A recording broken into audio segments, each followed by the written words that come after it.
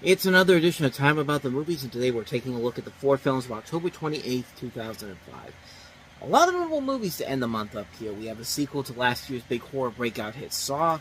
We have a sequel to The Mask of Zorro that's coming 7 years way too late. So take that for what you will. But we have a couple underrated movies with Uma Thurman and Meryl Streep, and one of my favorite movies from this year that probably a lot of you have never even heard of. But we'll talk about that one a little bit. But let's go and get right to it. Let's start off with the biggest new release of the weekend, which is, of course, Saw 2.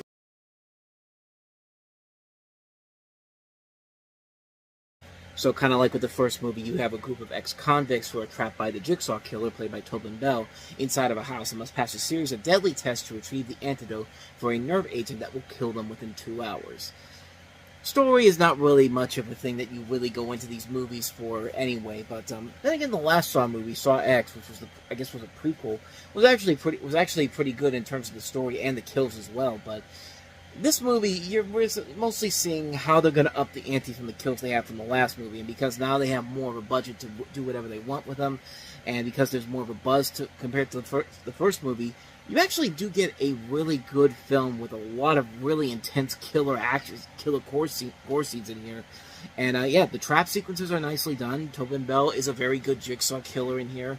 The main characters are your typical horror stock characters, but the fun factor of this movie really does come in from the traps in general and how all these people are going to get affected by them. And yeah, it just makes for a really fun, over-the-top, gory movie. I mean, it is a film that if you don't know what it is going into it, you're probably not going to like it. But if you know it's a Saw movie, you know exactly what you're going to get, I think you get what you want for it here and then some. It's definitely an upgrade over the last movie, and it was actually one of Lionsgate's first major successes. I mean, Lionsgate was the one that helped them kind of put them over the map, but starting with this movie, I mean, this was the one where Lionsgate quickly became, the second is a major studio after this, after being mostly an independent company after all these years, because of this movie's success and a couple of other successes that we'll get to as the months and years go on here. But Saw 2 does hold a special place in a lot of people's hearts at Lionsgate because it was the film that kind of helped them push them over the top to becoming right up there with the top studios: Disney, Warner Brothers, Universal, Fox, you name it. But Paramount. But yeah, not much more to say about this one. But Saw 2 definitely is indeed worth it. So with all that said, let's go ahead and move on to our next movie, which is a sequel that wasn't as well remembered as Saw 2, and that is The Legend of Zorro. And I think you can figure out why that is by just watching the commercial here.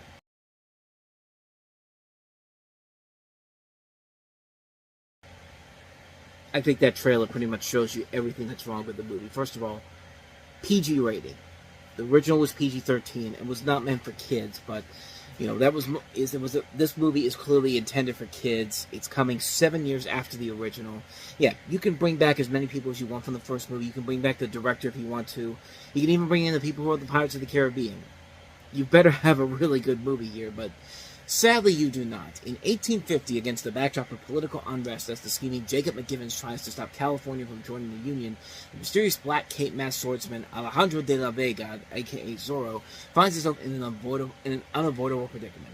Having spent almost a decade protecting his people and fighting injustice, Alejandro's wife Elena insists he gives up the black mask and become a true father to their 8-year-old son Joaquin. We're also taking from The Mummy Returns, because The Mummy Returns introduced the kid too, and of course that transpired very well for that series. Not, but anyway. However, when Elena learns from the French court Armand, it becomes evident that the conceited aristocrat is up to no good. Can Zorro, the legendary defender of the innocent, save both his marriage and the country? Will you give a shit when you see this movie? I mean, really, why are we making this movie now in 2005? Nobody gives a crap about Zorro in 2005. Now, if you were going to make this in 2000 or 2001 or even 2002, if you want to get that close to it, like within the span of like 2 to 5 years, then probably there would have been an appeal here. But because you watered this down to being kiddie fair, and the jokes in here are very much PG rated. There's nothing in there that's for the adults like the original. Like, there's no scenes where, Zorro is using his sword to cut off Catherine Zeta-Jones' top or anything. No, there's none of that in this movie, and And it'd be fine if the movie actually had something good to say about it, or something funny or interesting about it, but there's just nothing there. I mean, it's nothing but a watered-down version of the original film, and it's not even trying. It's just not even trying to do anything in any way, shape, or form, and it's just such a mess, because there are good talents involved in here. And I said that the guys from Pirates of the Caribbean worked on this. They wrote the story for this, but Roberto Urchi and Alex Kurtzman from Lost also had a hand in writing the script for this. So you have good writers here, but they're not given anything to really do with it instead. It's just like there's just nothing here, man. It's just like, it's a waste of time. There's nothing about it that's worth it. And it just feels like a pointless sequel that they're only making because of the name recognition, which... This wasn't even worth the name recognition. There wasn't even any name recognition to this in 2005. Like I said, you waited way too long to make this movie, and this just felt like an obligation, because I'm guessing that Sony probably was about to lose the rights to this, so they had to make another movie right away. And yeah, needless to say, this film does not work. So yeah, Legend of Zorro, avoid it like the plague. So with that said, let's go ahead and move on to a couple of underrated movies that came out this weekend. We'll start off with Uma Thurman and Meryl Streep in Prime.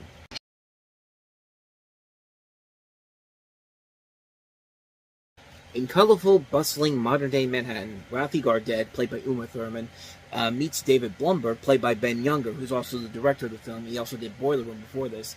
And he's a handsome 23-year-old painter recently out of college. Ralphie's therapist is Dr. Lisa Metzger, played by Meryl Streep, who is working to help Ralphie overcome his fears of intimacy, finding out that Ralphie's new lover is, unfortunately for Lisa, her only son, David. Both David and Ralphie must contend with their 14-year-old age gap, vastly different backgrounds, and the demands of David's traditional mother. Despite their intense interactions, the charming couple soon realize that vastly different ages and backgrounds create much conflict. A Jewish hip-hop lover and closet painter who still lives with his grandparents, David has little in common with Ralphie, a non-practicing Catholic from a well-put-in broken family who travels in the sophisticated world of high-end fashion. And hilarity ensues. I mean, it's literally the equivalent of a sitcom when you really look into it, but it's a really good movie, man. It's one that I definitely think is a very underrated film, and it works mostly because the three main actors in here are so good. You know, actually, I said it was Ben Younger. No, it's Brian Greenberg who plays David in here. But Brian Greenberg is very good in here. I like the chemistry between him and Uma Thurman. Uma Thurman and Meryl Streep have some nice scenes together, but Meryl Streep usually can do anything, and it will not really turn out to be bad, because she's definitely involved in it and actually is given her a role. I mean, yeah, she's made some bad movies, but this is definitely not one of them. And it's a really good movie. It's a very entertaining film. You know, it's a very funny film in general. Yeah, it has a sitcomish plot in general, and there are a lot of jokes that are very sitcom-y in general, but because you have some good talents right here, it does carry the load a little bit to say that it's definitely worth a watch. It's definitely something that if you like a light, breezy, romantic comedy, Prime is definitely the movie you should see. I highly recommend it, so definitely check that one out. So with that said, let's go ahead and move on to the last movie, which is easily, without a doubt, my favorite movie of the weekend, and that is one of my favorite underrated movies of all time, and that is, of course, Nicolas Cage as the Weatherman.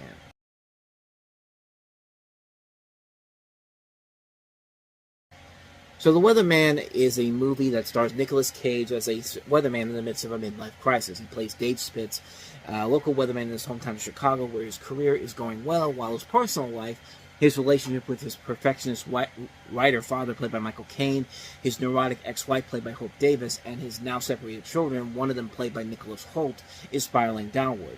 Despite being loathed and loved by the local masses, Dave is a guy who doesn't seem to have it all together, and in this film he begins to feel it. An attractive job offer presents Dave with a major question: to pursue his career in New York City or to remain at home with his family. This is directed by Gore Verbinski and written by Stephen Conrad, and it was not a big hit when this came out. This was seen as kind of a bomb at the box office. I mean, it wasn't that big of a bomb when you really look at it. It cost $22 million to make and brought in $19 million worldwide, but again, it was something that was quickly forgotten by a lot of people, but except for me personally. But I know that I've stated that Cage has not been that great of an actor in the past, but when you give him a really good role like this, he can pull it off perfectly. And this is a prime example of why this is a great role for him. You know, this is a brilliantly acted, well-written dark comedy with not only a great performance by Cage, but you have the cast that includes Hope Davis, Nicholas Hoult, Michael Caine, Gil Bellows. Some nice cinematography, a good story, great dark comedy too. I never get bored watching this movie by any means. it unfortunately did crash and burn at the box office, but it was not that great of a critical success. But the movie really is a great underrated gem that proves that Nicolas Cage can be a great actor while he gets the role right. And he knocks it out of the park with this movie.